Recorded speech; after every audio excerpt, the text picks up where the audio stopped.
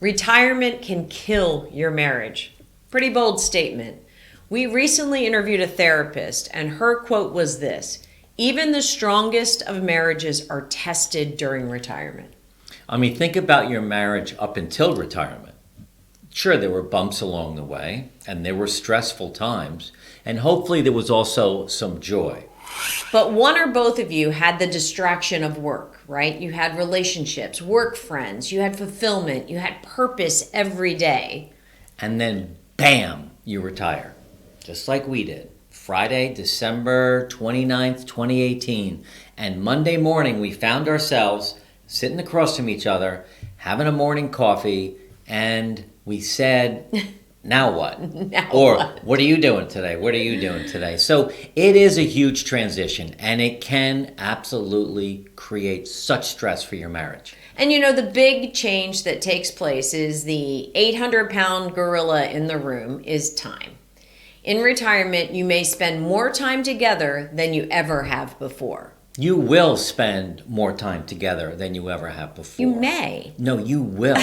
Because, I mean, I'm thinking of us and all of our friends. That's the hard, not a hard fact. It is a hard fact. It's a good thing. It's a good thing, though. But it can be a challenge. I mean, Right. We have had some of the greatest times in the last 4 years, but we've also had a lot of challenges figuring out how do we fit in together in this new phase of life. Yeah, today we want to make sure you don't make some of the common mistakes that we made when you retire. We want you to come away from this video with a heightened awareness of critical things that you can control as you move through this phase of retirement with your partner. So why does this matter? I mean... Well, it's a long period of time. I mean, many of us have 20 or 30 years ahead of us together with all of this day-to-day time. So think about that. I know my career, well, if you think of life as three phases, you have, up until college, and then you get in your career and you get married, and that for me was like 38, 39 years. Right. Now we have 30 more. I know. It's a lot of time to spend together without having any other distractions. Yeah. The other thing is about divorce. Right. The divorce rates in America are actually down. But gray divorce is dramatically up, and that's people getting divorced over the age of 55. And it's sad that you spend your whole life together building your nest egg, and then you hit retirement, and now all of a sudden you don't get along anymore. Right. And you get divorced. Right. And the other thing is, just your overall happiness factor. So many retired people are portrayed, or older people are portrayed as unhappy or grumpy or curmudgeoned or whatever they are. And the fact of the matter is you have a choice for the next 30 years to choose your attitude. And it's important. Yeah, we want to talk about that today. We don't want you to be that unhappy, miserable couple out to dinner that are sitting there in their phones. They're not talking. They're not learning new things together. They're not trying new things together. They're not putting the effort into the marriage that they should be. And you need to put effort into your marriage all the time, your entire life.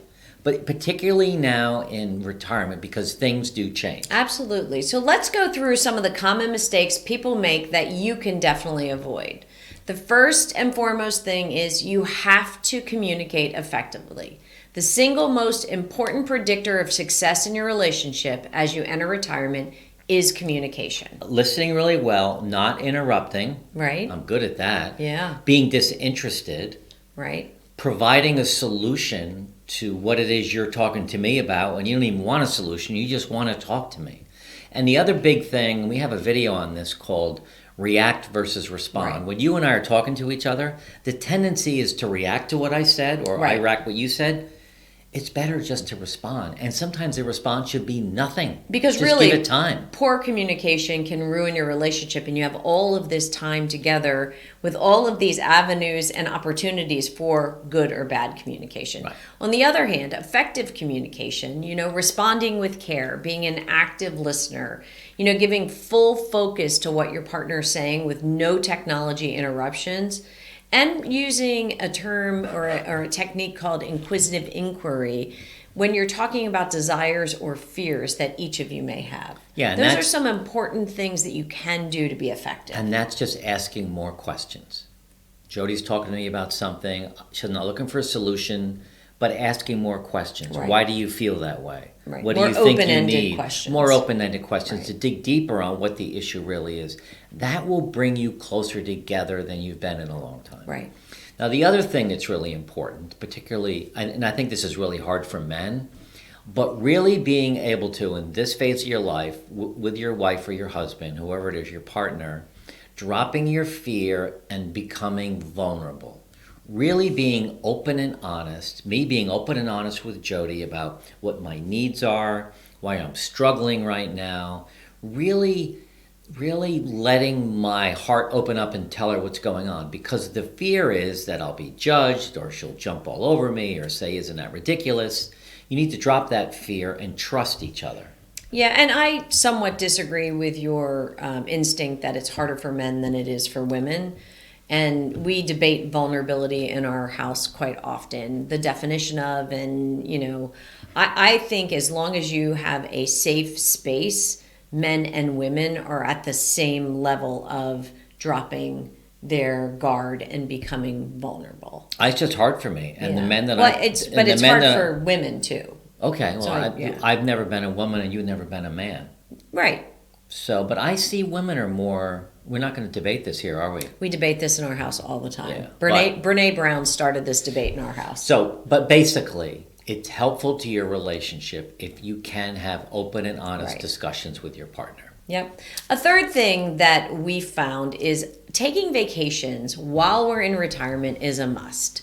Getting out of our normal routine in our home with our dog, grocery shopping, taking out the trash, cleaning the house, like doing all of our normal stuff is great. We are spending time together, but doing something different, creative, exploring, traveling together or with another couple, stretching each other outside of our comfort zones to, go zip lining or go trekking for gorillas or, So the thing is, when one of you says, "Hey, we really need to get away," the answer shouldn't be, "No, we can't afford it."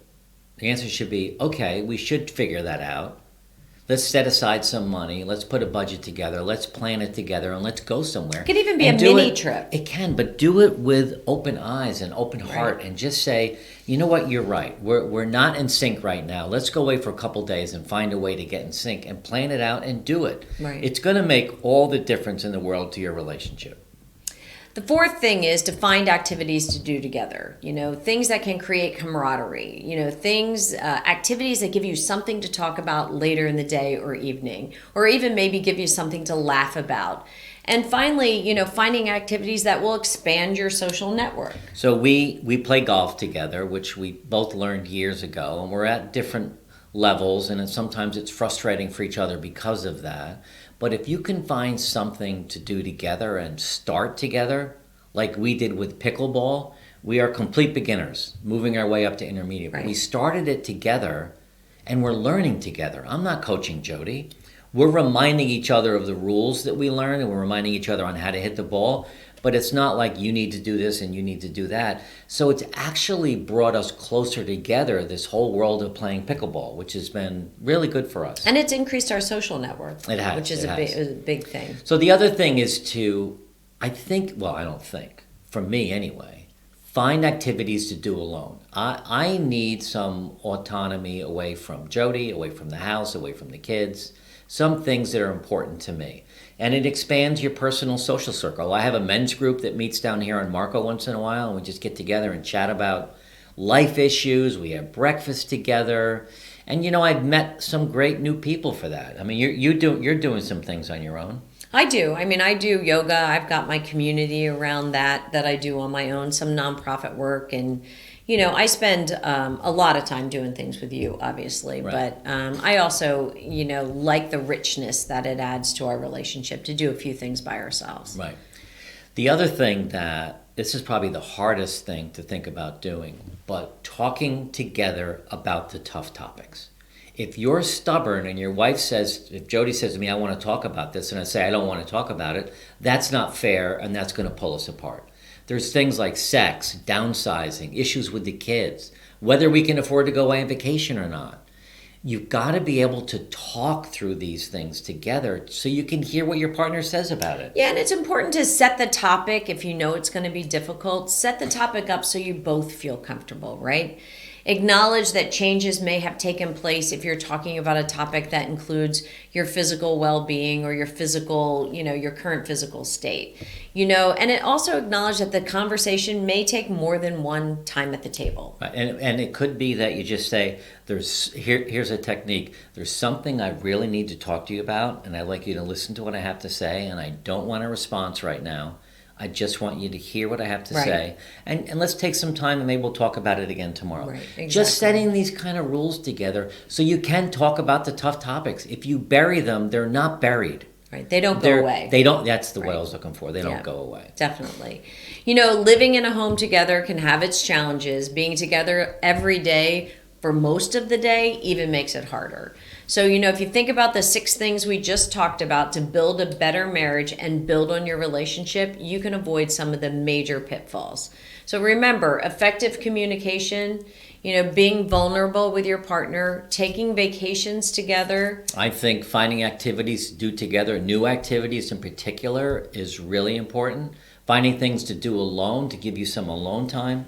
And also, you've got to have the courage to talk about some of the important matters that make a difference in your life. Now, we hope you enjoyed this video, and if you did, you're going to love this next one. Keeping the magic alive in your relationship. We go deeper on spouse-partner relationship and give you clear steps and activities to make this happen.